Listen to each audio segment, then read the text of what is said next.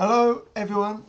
We are in the middle of a series of 4 sermons looking at the journey of hope, which is an Advent series looking together at not just looking forward to Christmas, but looking forward beyond Christmas to Christ returning at the end of this age, and seeing the parallels between the way that the Old Testament, the Israel, looked forward to the coming of the Messiah, and how we as the people of God today look forward to the return of the Messiah.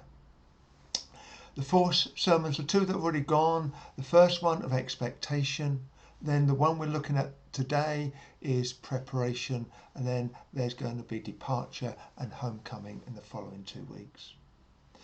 But we saw on Sunday about how John the Baptist was the Elijah to come who prepared the way for the Lord.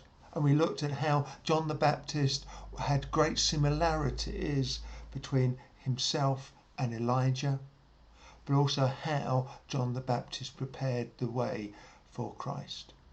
And the $1,000,000 question is, what's the equivalent for the return of Christ? Who is the equivalent of Elijah, of John the Baptist? How and what is the preparation? And it's something that in terms of preaching the sermon, I had to spend a fair bit of time praying about, thinking and just grappling with. And in doing that, what I concluded was, in the same way, the very end of the Old Testament points us to that preparation for the coming of the Messiah, the end of Malachi. The end of the New Testament, we have the equivalent verses looking forward to the preparation of Christ's return. And so in Revelation, we have in chapter 19, for the wedding of the Lamb has come, and his bride has made herself ready. Her bride has made herself ready. And then in chapter 21, I saw the holy city, the New Jerusalem, coming down out of heaven from God, prepared as a bride, beautifully dressed for her husband.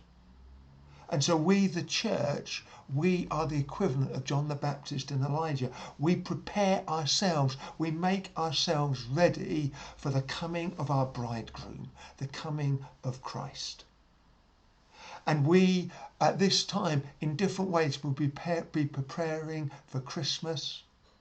But the preparations for Christmas are nothing compared to the preparation of a bride for her wedding. And I talked to Shirley about the extent of her preparations for her wedding in January.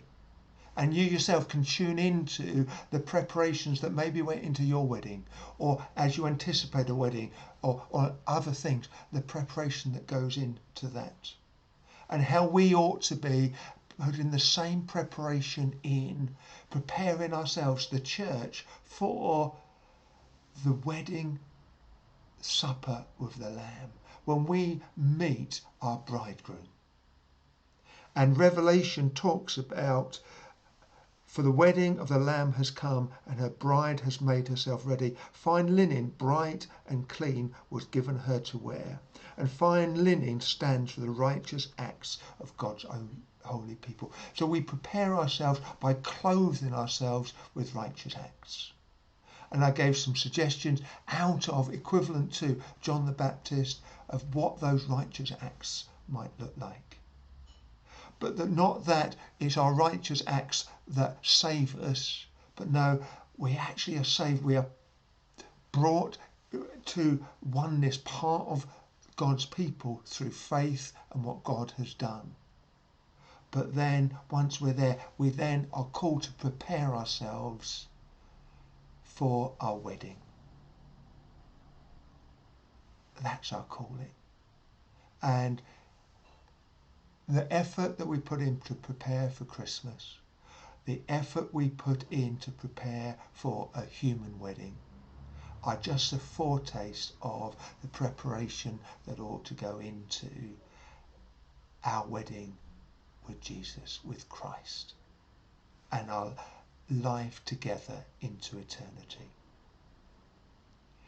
And our preparation for these earthly things sometimes lead to an anticlimax. Christmas doesn't always live up to what we expect, and life after the virus may not be as wonderful as at the moment we hope and dream it would be.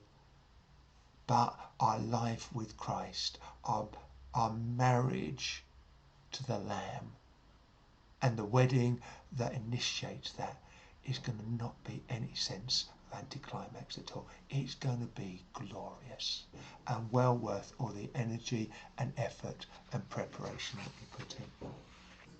So a couple of questions that you might use to discuss and to delve deeper. Some people spend a long time preparing for important events. Others are much more stir of the moment. When did you start preparing for this Christmas? And if you can remember, how long did you spend preparing for your wedding? What do you think of the idea that we are playing John the Baptist stroke Elijah role, preparing the way for Jesus' return? What are the implications for us? And then finally, what do you think the righteous acts from Revelation 19 verse 8 are? I suggested maybe Luke 1 verse 17 or Matthew 11 verses 5 to 6, and the characteristics of the ministry of Elijah and John the Baptist might be good places to start. What do you think? I hope you have a good time reviewing this. It's been a joy studying, praying and preaching it, and I just ask and pray that God would use it to encourage us and lift us up at this time. We have got such a future ahead of us, such joy to come. It's worth dwelling on that over these few weeks. God bless you all.